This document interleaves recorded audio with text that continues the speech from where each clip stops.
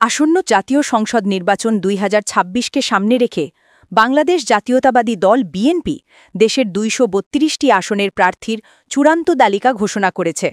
ঘোষিত তালিকায় পঞ্চগড় ২ আসনে মনোনীত হয়েছেন আলহাজ ফরহাদ হোসেন আজাদ।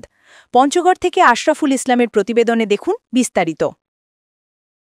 মনোনয়ন ঘোষণার খবর পাওয়া মাত্রই পঞ্চগড় জেলার বোদা উপজেলা জুড়ে শুরু হয় আনন্দ উচ্ছ্বাস ও বর্ণাঢ্য বিজয় মিছিল। বোদা উপজেলা বিএনপি, পৌর বিএনপি, যুবদল, ছাত্রদল ও স্বেচ্ছাসেবক দলের সহায়তায় হাজারো নেতাকর্মী শহরের প্রধান প্রধান সড়কে মিছিল বের করেন। মিছিলটি বোদা উপজেলা চত্বর থেকে শুরু হয়ে শহরের বিভিন্ন সড়ক প্রদক্ষিণ শেষে কেন্দ্রীয় শহীদ মিনার প্রাঙ্গণে সংক্ষিপ্ত সমাবেশে মিলিত হয়। সমাবেশে উপস্থিত ছিলেন উপজেলা বিএনপির সভাপতি আব্দুল মান্নান, সাধারণ সম্পাদক ও সাবেক ভাইস চেয়ারম্যান আসাদুল্লাহ আসাদ, পৌর বিএনপির সভাপতি আব্দুল সামাদ, সাধারণ সম্পাদক চিন্ময় সহ সকল অঙ্গ ও সহযোগী সংগঠনের নেতাকর্মীরা। বক্তারা বলেন, আলহাজ ফরহাদ হোসেন আজাদ মহোদয় একজন যোগ্য, সৎ ও জনবান্ধব নেতা। তার মনোনয়ন পেয়ে পঞ্চগড় ২ আসনের জনগণ উচ্ছ্বসিত।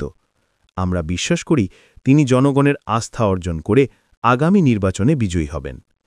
এছাড়াও মিছিলে উপস্থিত ছিলেন ১০টি ইউনিয়নের বিএনপি ও অঙ্গ সংগঠনের সভাপতি, সাধারণ সম্পাদক এবং স্থানীয় জনপ্রতিনিধিরা। পুরো বোদা উপজেলা জুড়ে উৎসবমুখর পরিবেশে নেতাকর্মীরা নমিনেশন পেয়েছে স্লোগানে শহরের প্রতিটি মোড় মুখরিত করেন। সন্ধ্যায় শহরের বিভিন্ন এলাকায় আনন্দ মিছিল ও শোভাযাত্রা অনুষ্ঠিত হয়। দলীয় নেতাকর্মীরা মনে করিয়ে দেন, এটি শুধু মনোনয়ন নয়, বরং জনগণের বিজয় ও অগ্রযাত্রার সূচনা। বিএনপি থেকে প্রার্থী যাচাই বাছাই কাজ চলছে, সেই সূত্র ধরে চূড়ান্তভাবে আজকে বিএনপি জাতীয় স্থায়ী কমিটি এবং বিএনপির নির্বাহী কমিটির সিদ্ধান্ত মোতাবেক বিকেল ৫টায় ঘোষণা হয়েছে জাতীয় সংসদ নির্বাচন পঞ্চগড় ১ এবং পঞ্চগড় ২।